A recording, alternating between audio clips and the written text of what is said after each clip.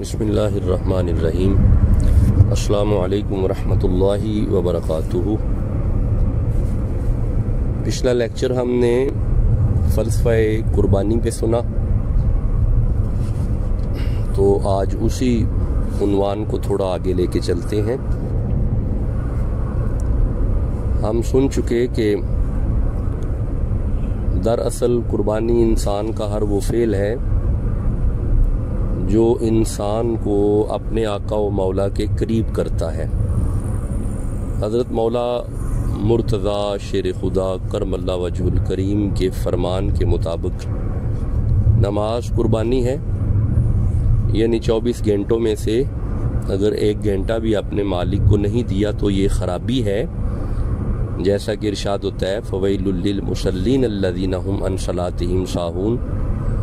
لیکن 24 گھنٹوں میں سے اگر 1 گھنٹہ بھی خالص نیت کے ساتھ اپنے آقا و مولا کی بارگاہ میں دے دیا تو انسان کا یہ فعل باعث منفعت ہوگا اور اللہ کا قرب ملے گا، اسی لیے یہ قربانی ہے۔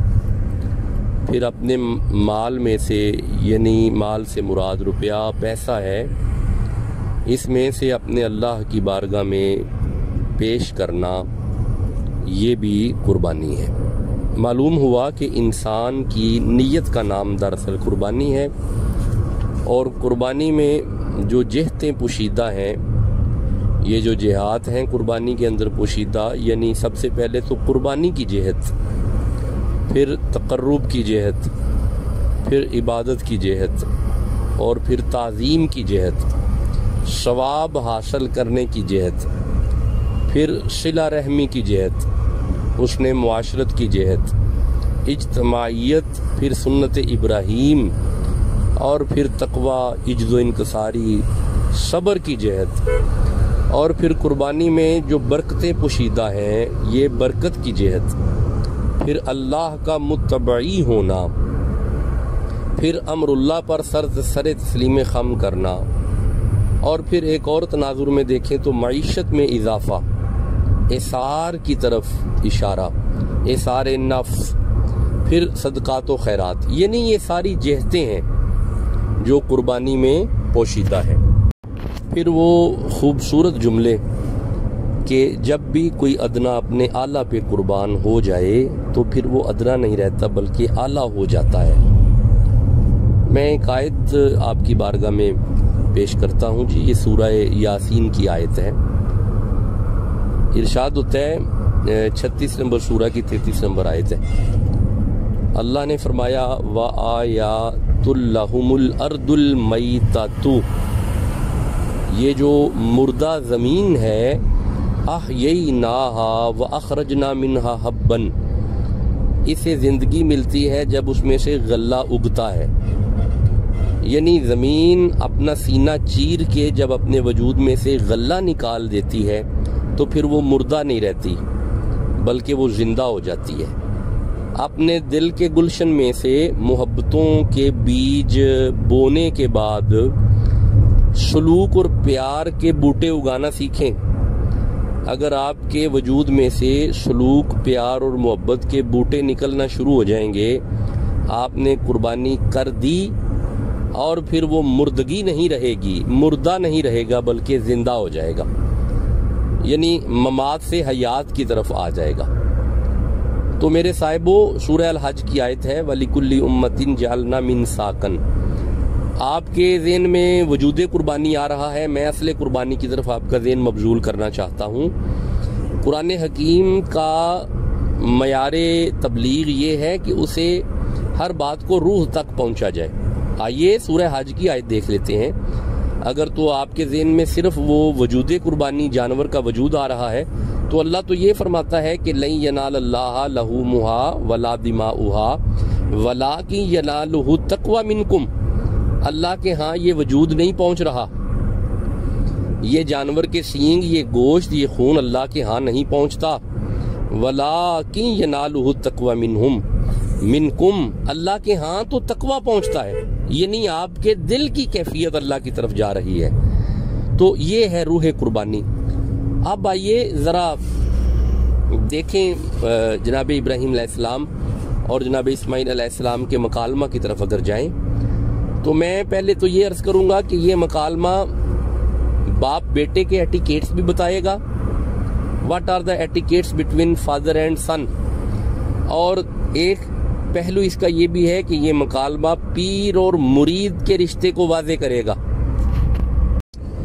سورہ الصافات قرآن حکیم کا 37 نمبر سورہ ہے اور اس کی 99، 100 اور 101 اور آن ورڈ آیات ہیں۔ ارشاد ہوتا ہے بسم اللہ الرحمن الرحیم وقال انی ذاہب الی ربی سیہدین۔ جناب ابراہیم علیہ السلام فرما رہے ہیں کہ میں اپنے رب کی طرف جا رہا ہوں، اپنے رب سے بات کرتا ہوں۔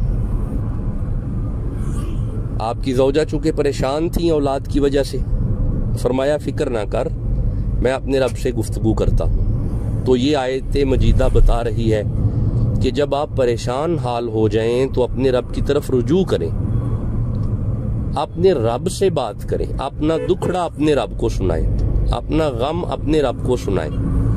اللہ فرماتے ہیں کل یا عبادی الذین اسرفوا علی انفسہم لا تقنطوا من رحمت اللہ۔ آپ کی ہر مایوسی کا حل آپ کے اللہ کے ہاں موجود ہے، تو آپ اپنے رب سے بات کریں۔ چلیں آگے چلتے ہیں۔ ربی حب لی من الصالحین، غور کیجئے گا، ابراہیم علیہ السلام نے اولاد مانگی اور یہ فرمایا کہ مجھے صالح عطا فرما۔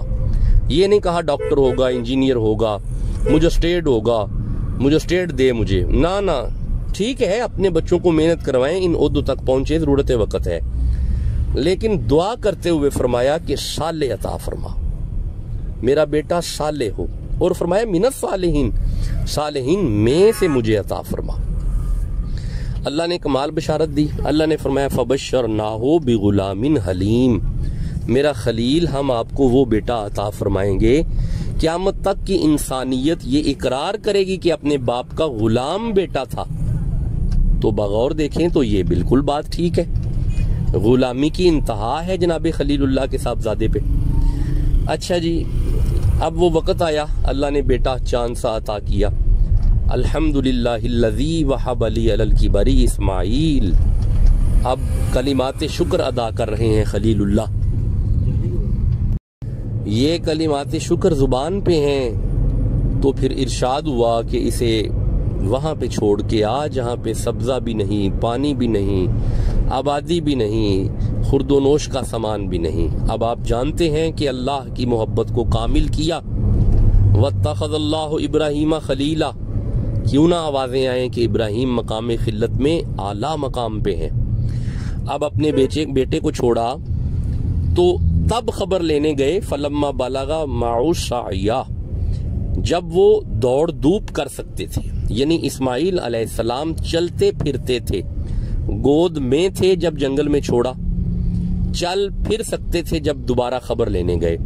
اور گئے کیوں؟ قالا یا بنیا انی ارا فی المنام انی اذبحک، جاتے ہی فرماتے ہیں بیٹا تیرا باپ خواب میں دیکھ رہا ہے کہ میں اپنے بیٹے کو ذبح کر رہا ہوں۔ میرے صاحبو، انسان کے دو طرح کے رشتے ہوتے ہیں۔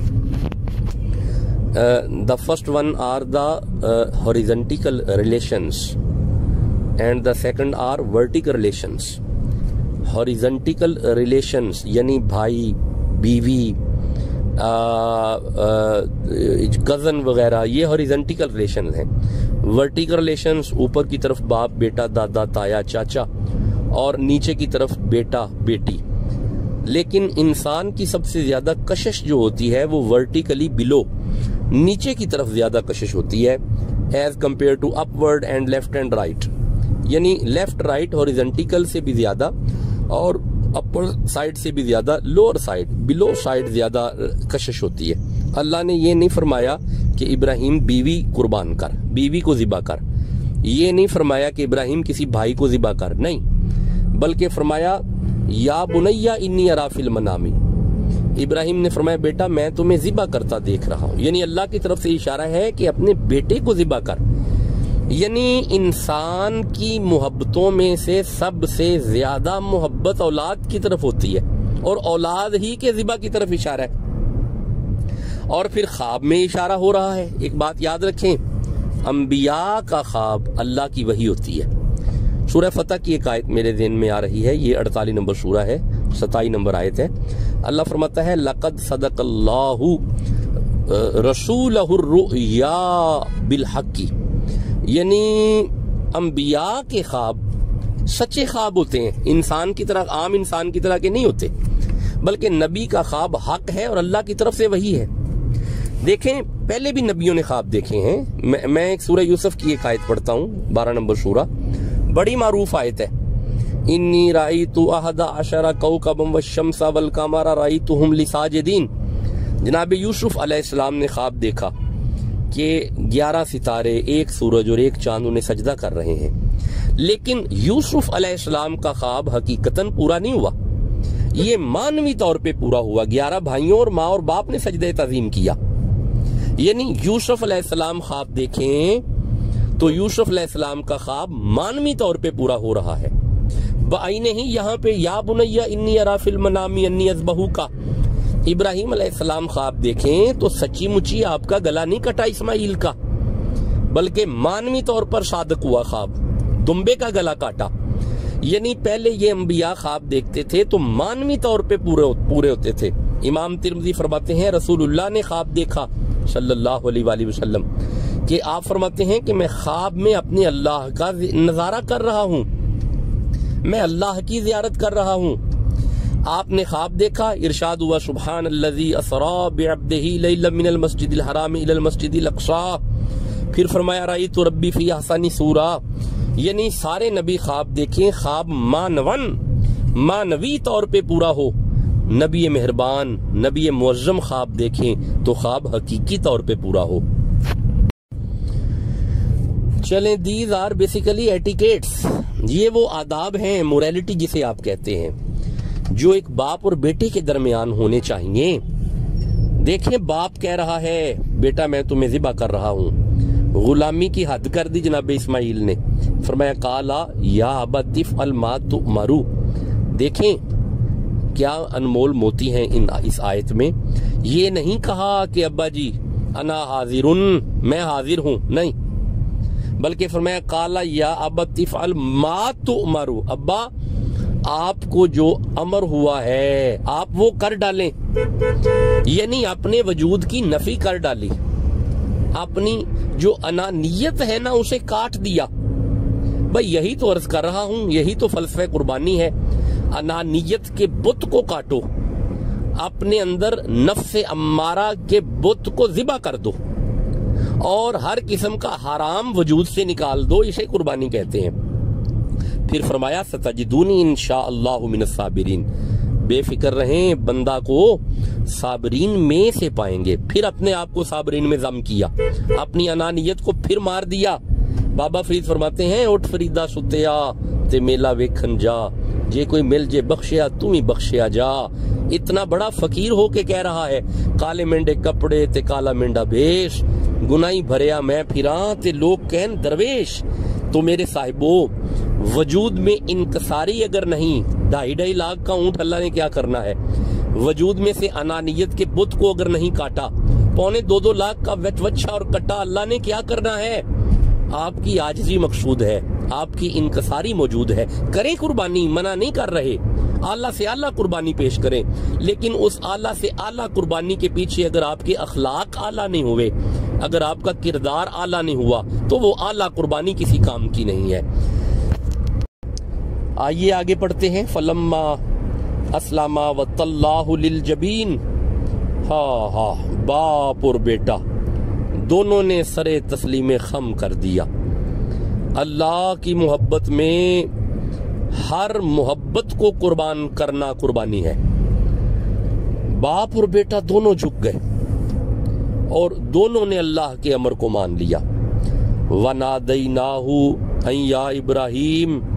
پھر آواز آتی ہے ابراہیم قد صدقت الرؤیا، اے ابراہیم آپ نے اپنی خواب کو سچ کر دکھایا.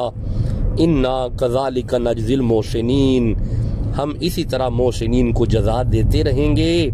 انا ھذا لہو البلاء المبین، بے شک یہ بہت بڑی اور بہت کھلی آزمائش تھی.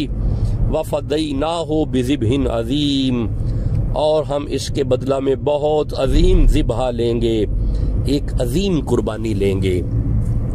تو میرے صاحبو، یہ عظیم قربانی، مفسرین لکھ رہے ہیں کہ عظیم قربانی سے مراد یہ جو ہم لوگ قربانیاں دے رہے ہیں، عالم اسلام قربانی کر رہا ہے، ٹھیک ہے، ہم اس پہ بھی اتفاق رکھتے ہیں، لیکن میرے صاحبو قربانی وہ تلاش کریں جس قربانی میں ہوس کے بت کاٹے گئے، نفس کے بت کاٹے گئے، انانیت کو کاٹا گیا، اپنی خواہشات کو کاٹا گیا، ہر قسم کے لالچ کو پیچھے کیا گیا، اور اللہ کی محبت کو کامل کیا گیا. حتیٰ کہ اللہ کی محبت میں ایک اسماعیل نہیں، کئی اسماعیل قربان کیے گئے.